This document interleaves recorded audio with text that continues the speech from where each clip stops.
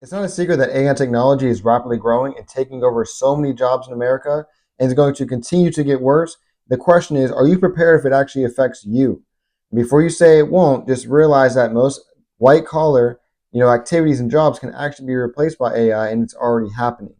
So don't think it can't happen to you. Be prepared in case it does.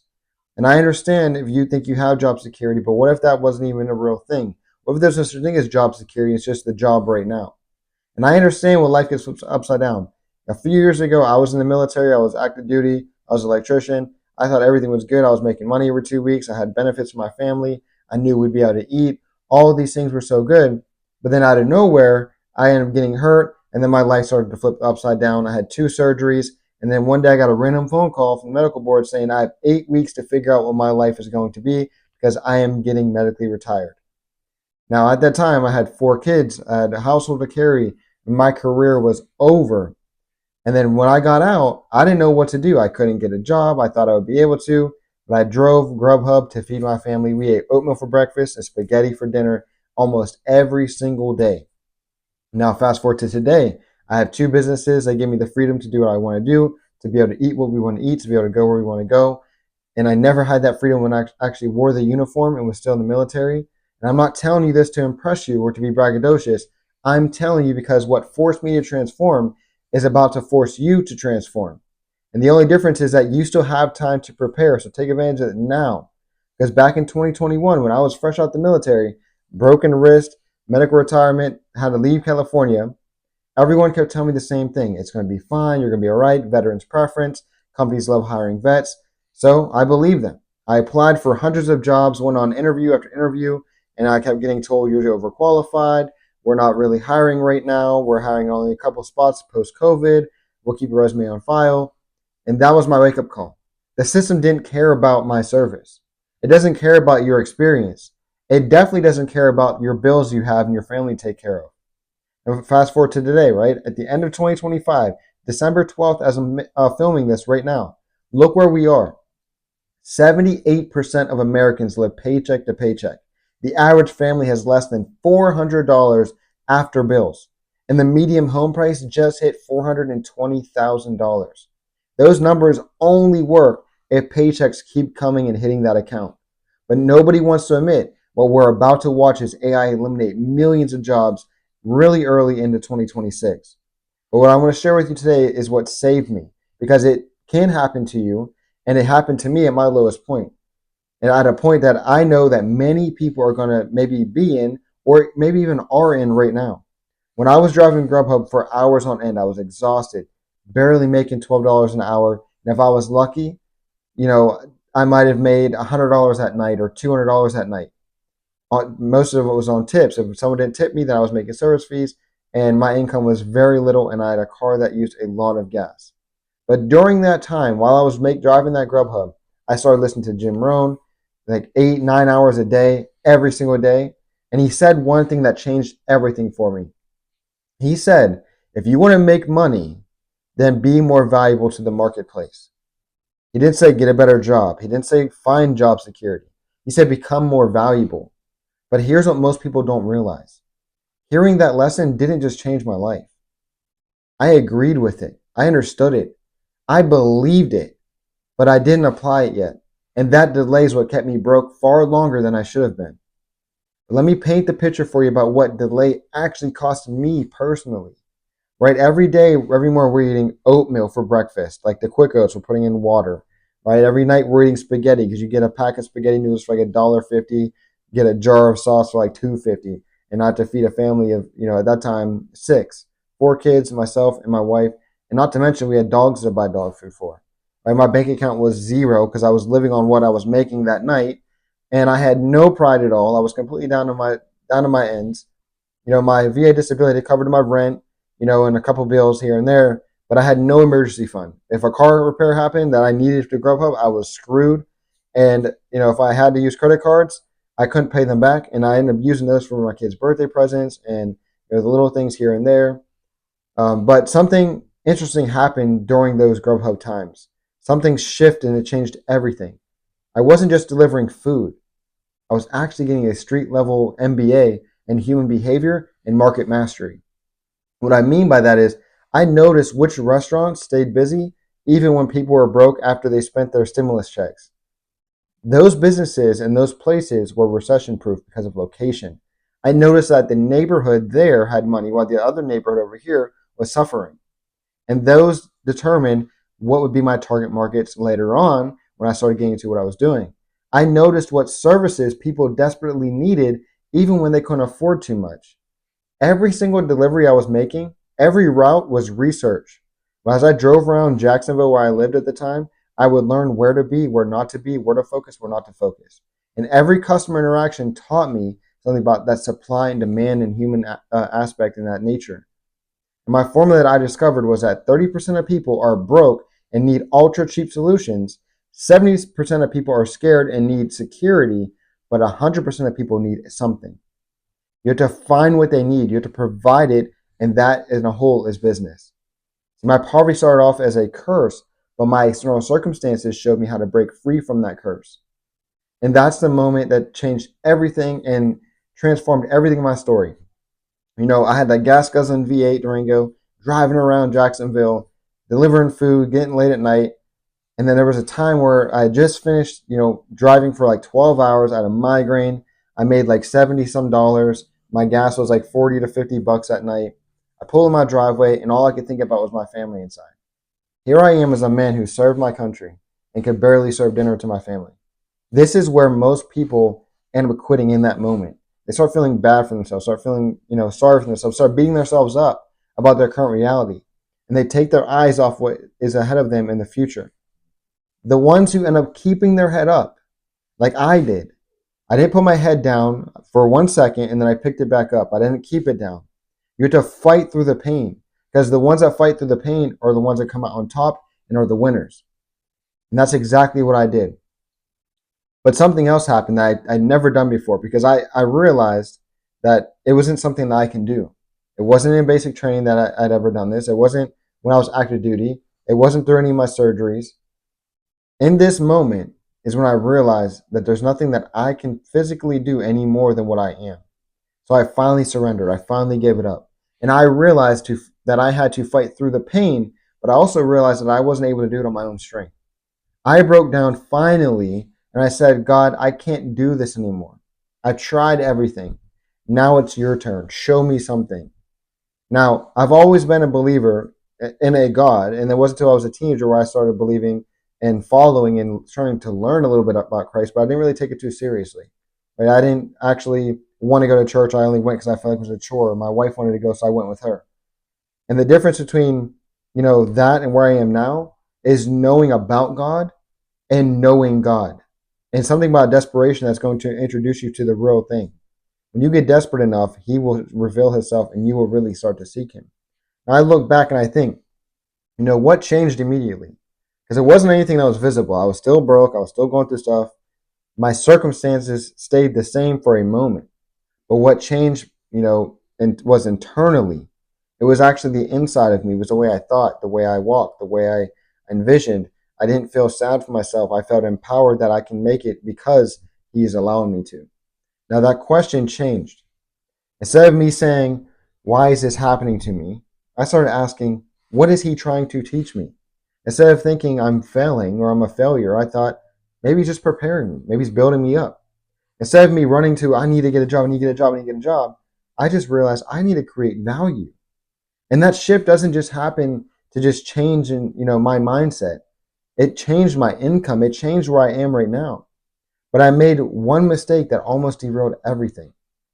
And this next part might frustrate you because it definitely frustrated me. Right? For an entire year after my military, retirement, all I did was study. I was studying wholesale real estate, multifamily real estate, psychology, personal development, business strategies. And you know what I made that after that whole year of investing so much time? I didn't make any money. And that's a mistake that most people make, especially when they're broke. They think that learning equals earning, and it doesn't. But I kept hearing Jim Rohn say in my head, don't wish it was easier, wish you were better. So I made a decision. I stopped learning. I started doing. In 2 weeks of actual action, I made my first $5,000 from 2 phone calls.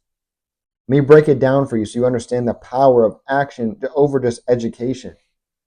All I did was I went on Zillow, I found a house, I was stuck in a time capsule, like it was like 1970 inside. It was on Zillow. It's been sitting on the market for like 45 days. The seller, had just inherited the property. They wanted to sell. They were desperate to get rid of it. I called the first time, found out what was going on with the seller, not just to make money, but to actually figure out what was happening. And I was trying to solve their problem.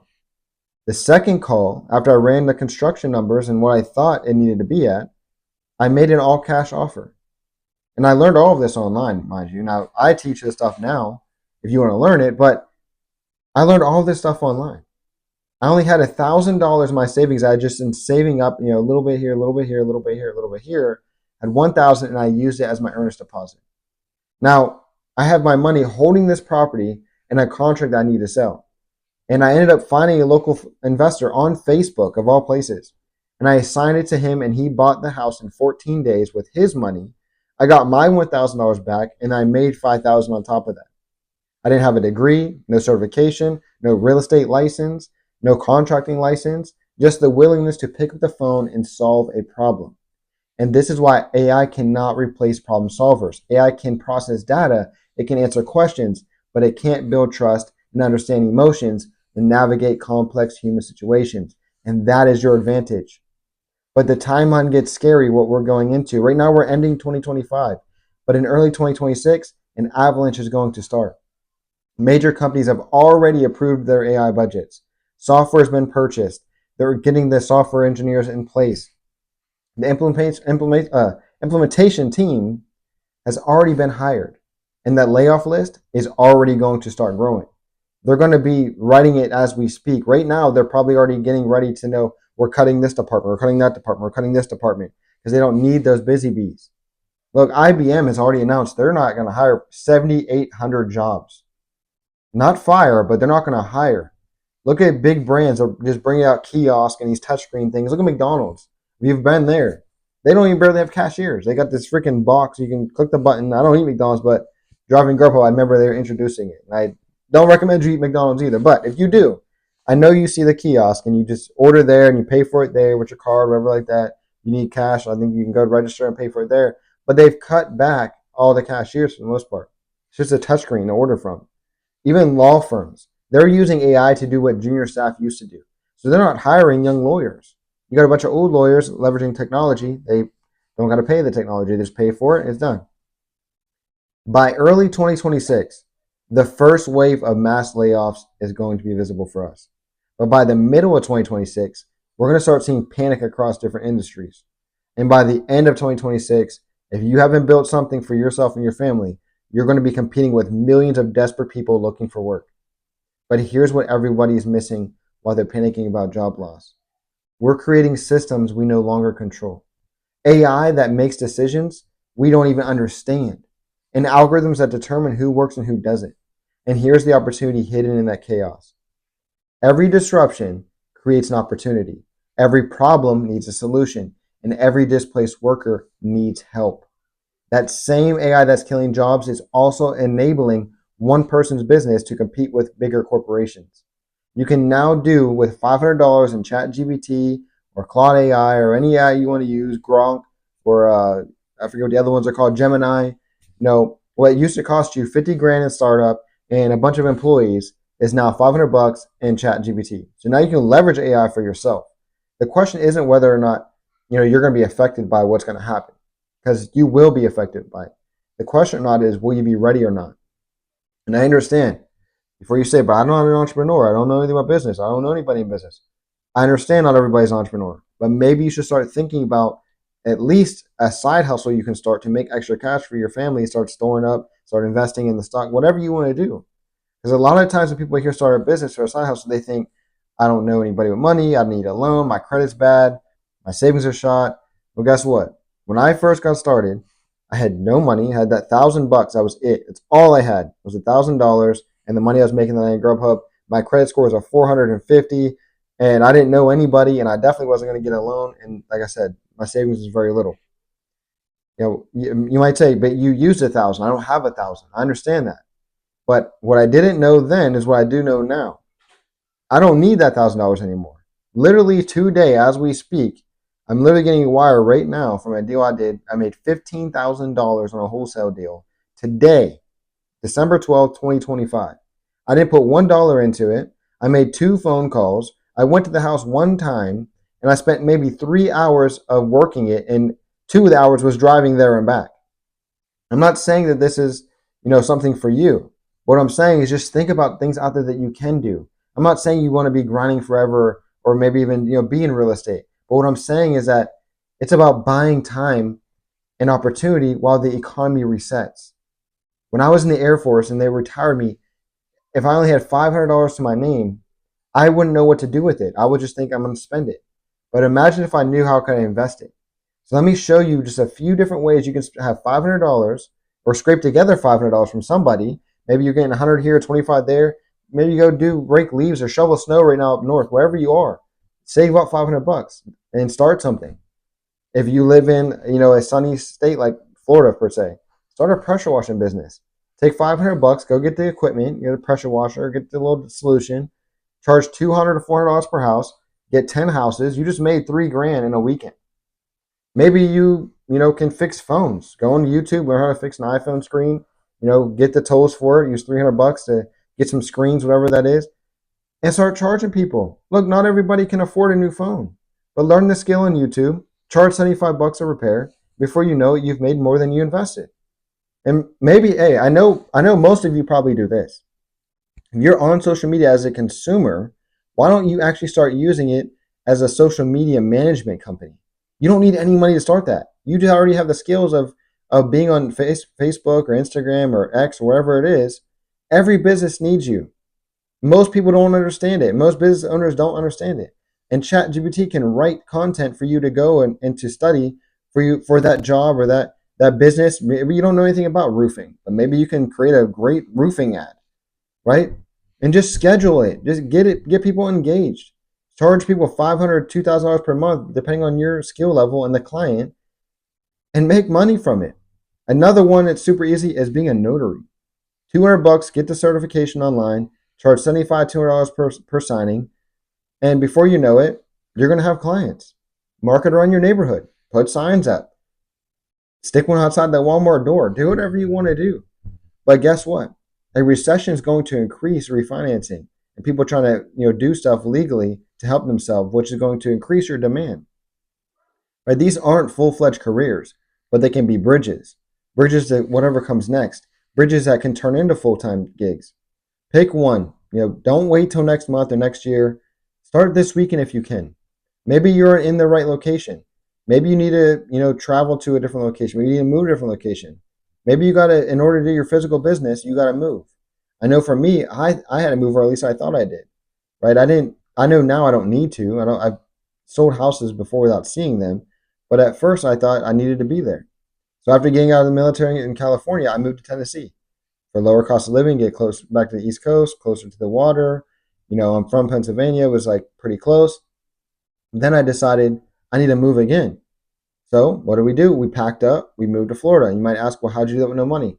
I had my very last income tax check from being in the military, and I used the whole thing. I just totally used the whole thing. It took a leap of faith, and I started our business. But here's what most people don't understand. It's all about strategic relocation. It's not about just saving money. It's about positioning yourself where opportunity is going and not dying. Moving to Tennessee to Florida put me in a market where real estate was booming and business was welcomed. I made 2 moves, 2 different strategies, but both are vital to where I am today.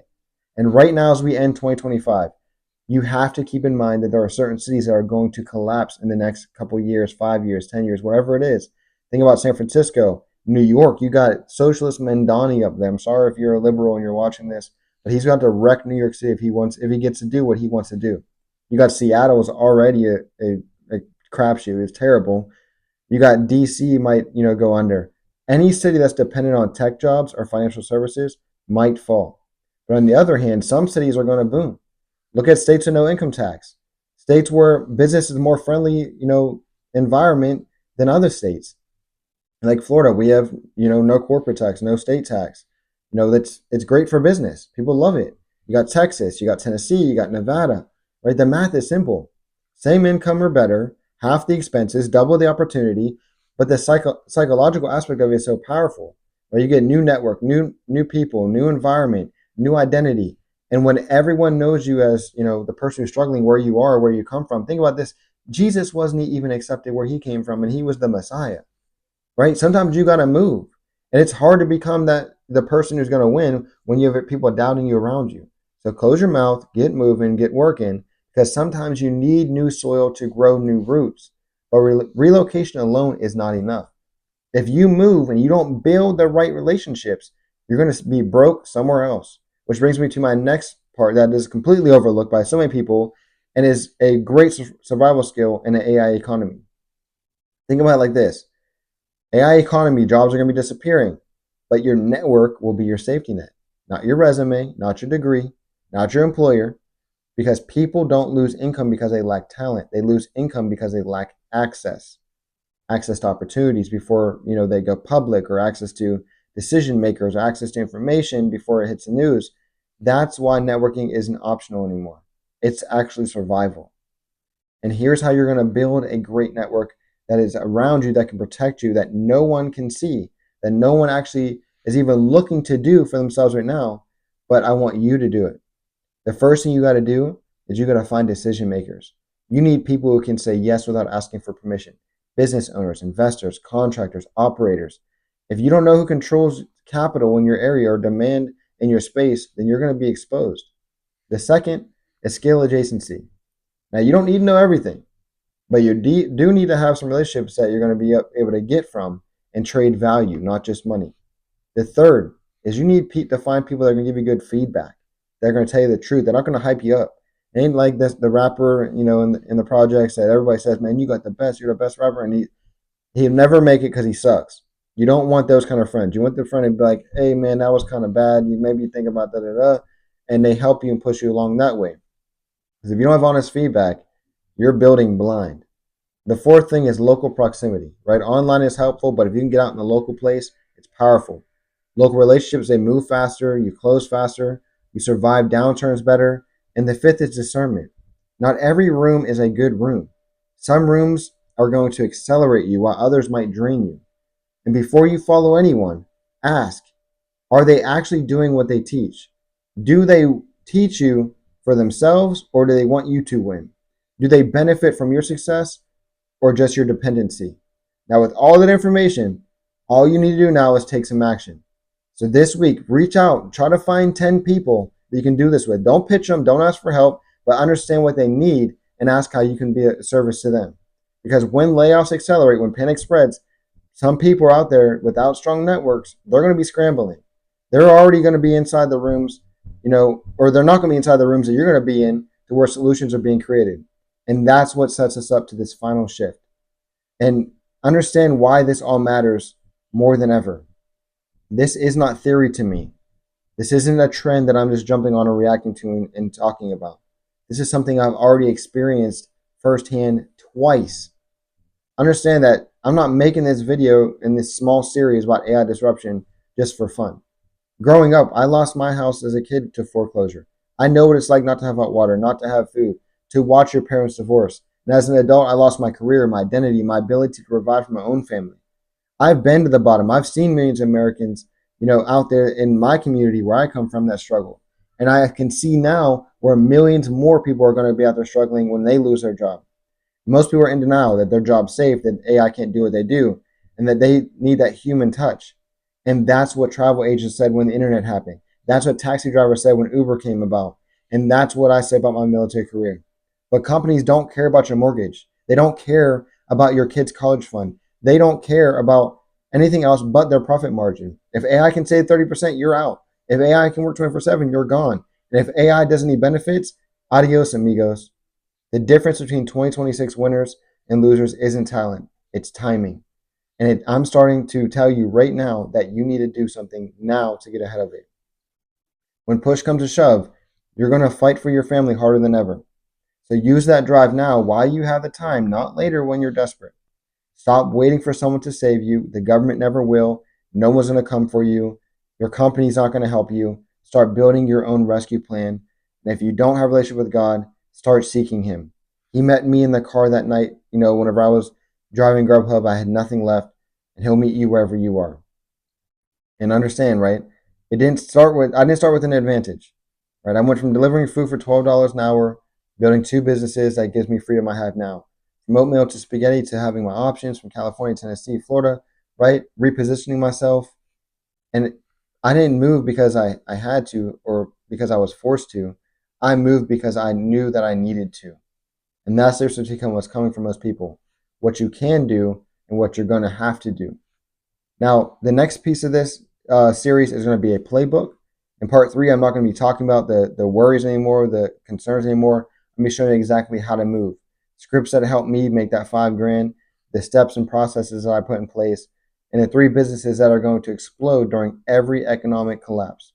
I'm going to teach you how to get in real estate if you're broke, you're scared, starting from zero, the strategy that turns chaos into cash, not just motivation, execution. This wealth transfer has already started. And the question really is, will you move early or will you be forced to move? I was forced to transform, and you get the choice now. So part three is going to be where we're choosing, becomes doing. But I'll see you there. As always, stay blessed by the best. Please like, comment, subscribe to the channel. And if you want to learn stuff now, go to carlosbowen.com and check out the site. There's a ton of resources there for you. And if you want to transform your life for the rest of your life, go to carlosbowen.com/waitlist. Get on the list for my pre-release of my new book. It's completely transformational. Doesn't cost you anything. But God bless you. Have a great rest of your time, rest of your day, evening, wherever you are. God bless.